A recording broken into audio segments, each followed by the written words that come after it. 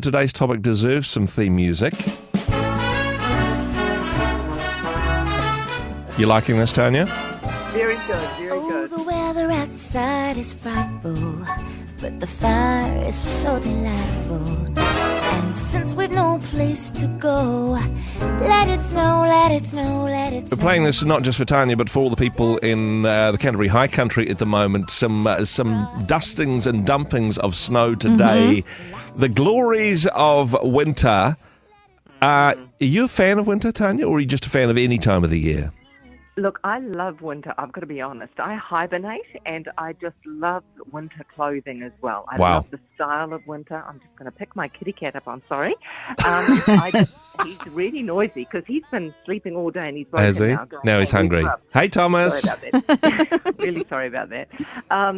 So I love winter personally. Really love winter. Hey, well, winter food and. Look, I mean, there is much to be said about winter, but when I read some of the things we're going to talk about today, I actually felt really great reading it because I have always gone around all mopey. Oh, I hate winter. I'm going to be cold. Ooh, it's a bad time of year. But you were saying turn that one on its head, change your attitude, and I'm thinking, actually, I think I might. Absolutely, reframe it, right? Yeah. Instead of going, oh, it's winter, go, hey, yay, it's winter. What can I achieve this winter? Yeah, no, I love this concept. So let's talk about that. How do we change our mind about a season that often is, much maligned? Just start saying it out loud. And the reason I say that is I remember going to a seminar a few years ago, a business seminar, and the man at the front of the stage was going, winter is my season. And he was just yelling it out. Make winter your season. Change the story in your head that things are going to be glum and gloomy. And, winter can not only relate to the actual season, but to a stage of life. Yes, I was going to say, was this an older gentleman, perhaps? Around my age, so yes. No. Really. Yeah, so we just even start saying it out loud. Hey, I'm going to make winter this year a time for me to remember and create change. I love it. I love it. So let's talk about how we get into this. Firstly, we say it out loud. Do we then set some goals? How do we do this? What do you really, really want? Ask yourself that question. What do I really, really want? Or what are some of the things that I've tried before but haven't been able to follow through for whatever reason? Draw a line in the sand today and go, I'm going to try this again because I really, really want this. And it could be any form of goal, but, make it one about you, your health, or anything that really excites you. Make that decision. What do I really want? A lot of people can't answer that question. Exactly. And there may be goals in perhaps different areas of your life, perhaps spiritual disciplines or wanting to do something about your physical appearance or perhaps even your state of mind, the way you're feeling about things.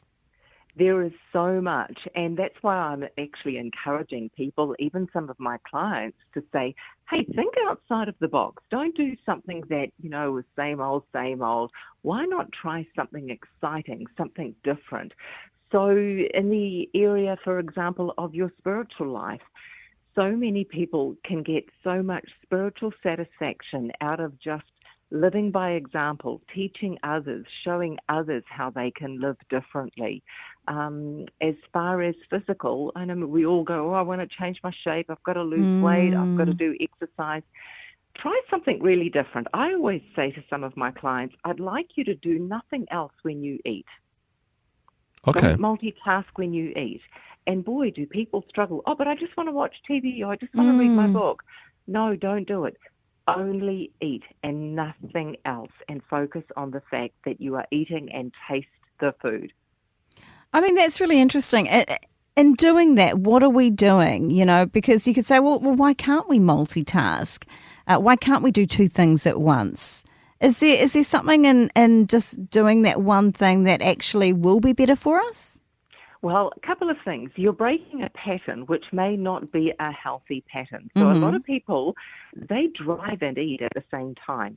So it's not only dangerous, but you're actually eating more than you need. Okay. And you're not focusing on the fact that you're eating food. So that's why a lot of people overeat, because they're actually concentrating on something else, and meanwhile, a bag of Snickers is gone, and they don't even realize that they've done that, okay? So it's about learning how to be present in whatever task it is that you're doing right now. And the other thing is so often we don't finish a task because we're multitasking. It's about starting one thing and seeing it right through to completion, and then going, actually, I've just done that, it's finished. So, here, this is just some things you can do during this winter season to just start breaking patterns and creating new, healthier patterns. What about, in terms of your own well-being, your emotional well-being? What are some things that we can do over this time? Because often, they talk about winter being a little gloomy and, with the darker days, then actually there are some physical reasons why we might feel a little down. Yeah, so I always encourage people to, when there is a little bit of sunshine outside, go out and grab it if it's possible, because just getting that vitamin D is so good for us. So I always do that, but admittedly, sometimes that's not possible. But, if you're going to an office and you've got a few minutes in your lunch hour, maybe do it then. So it's about actually getting out of your chair and moving. I also just to embrace the season.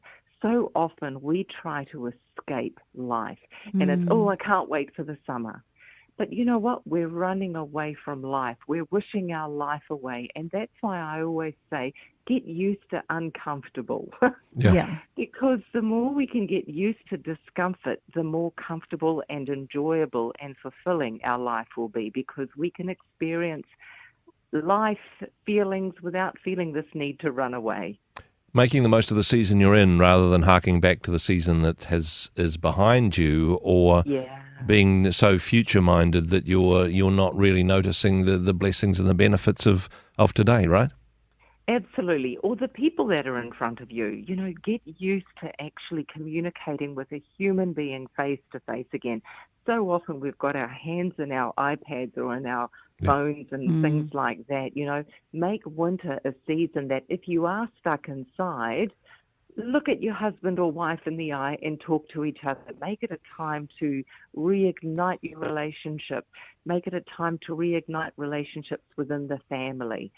That's one great thing that you could actually have as a goal for this winter season. So good. Tanya, thank you so much for sharing your wisdom, as always.